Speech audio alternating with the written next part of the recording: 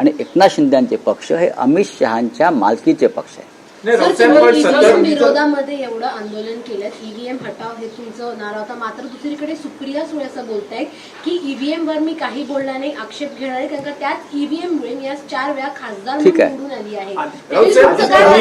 ईव्हीएमच्या विरोधामध्येच खरं तर आवाज उठत होता. ईव्हीएम मध्ये घोटाळे आहेत हे स्वतः शरद पवार साहेबांनी सांगितलेलं आहे.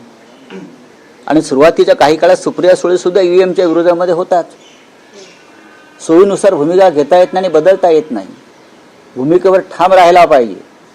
ईव्हीएम मध्ये घोटाळा आहे, राहुल गांधींनी ते सिद्ध केलेलं आहे, आम्ही सगळ्यांनी ते सिद्ध केलेलं आहे. अशा वेळेला लोकांच्या मनात निर्माण होईल आणि संघर्ष आणि लढाईची धार कमी होईल. अशा भूमिका घेऊ नयेत बरं का. सत्य आम्हालाही माहिती आहे. सत्याची लढाई अशा प्रकारे भरकटली जाऊ शकत नाही. अध्यक्ष पद पर नितीन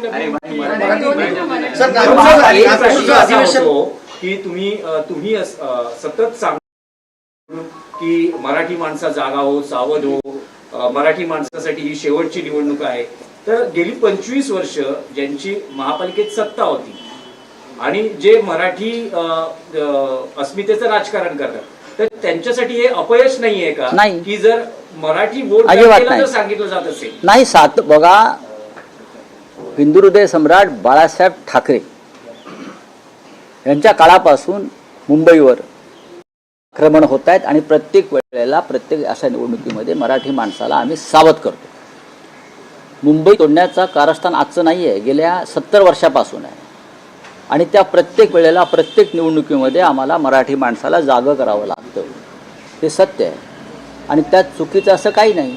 तुम्ही बाळासाहेब ठाकरेंच्या नेतृत्वाखाली लढलेल्या अनेक निवडणुका बघा महापालिकेच्या, आपल्याला कळेल की बाळासाहेबांनी सुद्धा प्रत्येक वेळेला मराठी माणसाला जागं करून निवडणुका लढवलेल्या आहेत आणि जिंकलेल्या आहेत.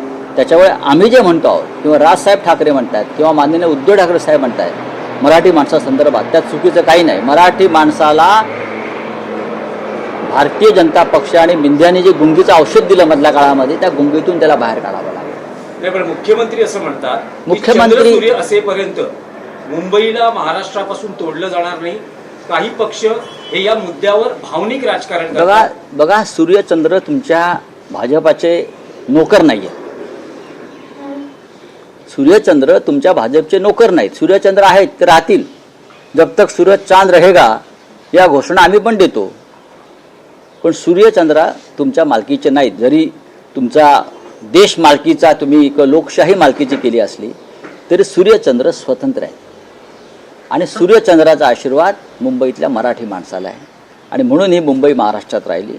काँग्रेसचे ज्येष्ठ नेते त्या काळातले सखा पाटील बरं का यांनीही वेगळ्या प्रकारे घोषणा दिली, पर्यंत मुंबई महाराष्ट्राला मिळणार नाही. तेव्हाही आचार्य म्हणाले सूर्यचंद्र तुमच्या बापाचे नोकर नाहीत, ते आमचे.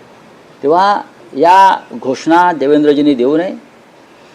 मुंबईतला मराठी माणूस आणि मुंबईचं अस्तित्व धोक्यात आहे. तुम्ही तर अधिक धोक्यात आणता या निवडणुकीत, हे मान्य करा. आणि आम्हाला असं वाटतं की आमची लढाई ही मुंबई आणि महाराष्ट्र आणि मराठी माणसासाठी आहे.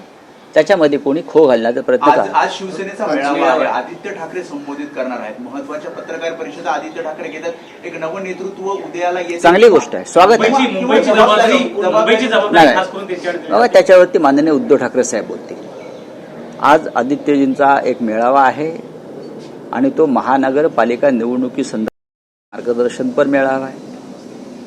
तरुणांची एक भूमिका आहे या निवडणुकीमध्ये आणि त्यांचं नेतृत्व करतायत.